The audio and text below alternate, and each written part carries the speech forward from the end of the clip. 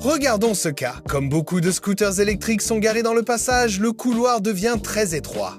Du coup, la voiture qui veut se garer en marche arrière a essayé plusieurs fois mais n'a pas réussi à entrer dans la place. La situation sur place ressemble plus ou moins à ce que nous avons simulé ici. Comme le passage est très étroit, quand on recule pour se garer, on ne peut pas trop tourner le volant. Si on tourne trop, l'avant de la voiture va toucher les scooters d'en face.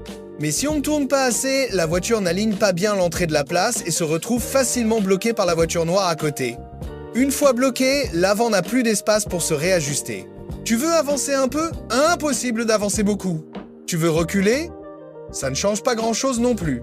Au final, après quelques essais, ta voiture peut même rester coincée dans le passage, pas vrai? Dans ce genre de situation, c'est idéal d'utiliser une technique appelée ajustement par mouvement inverse ou rétro-réajustement. Comment faire exactement? D'abord, comme d'habitude, on se rapproche le plus possible du côté de la place de parking en avançant. Ensuite, quand on commence à reculer, comme l'allée est étroite, on ne peut pas trop tourner le volant. À ce moment-là, il ne faut pas reculer jusqu'au bout. Il faut garder un peu de distance derrière soi, ne pas aller complètement au fond. Comme ça, la voiture se rapproche un peu plus de la voiture blanche. Ensuite, on avance droit devant, puis on tourne à gauche pour reculer à nouveau. On répète plusieurs fois. Ne pas reculer jusqu'au bout. Utilisez le mouvement inverse. Ajustez petit à petit. À chaque répétition, l'arrière de la voiture peut entrer un peu plus dans l'alignement de la place.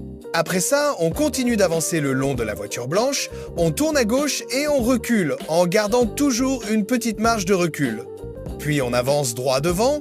Après quelques ajustements, tu verras que lorsque tu tournes encore à gauche pour reculer, l'arrière de la voiture rentre beaucoup mieux dans la place.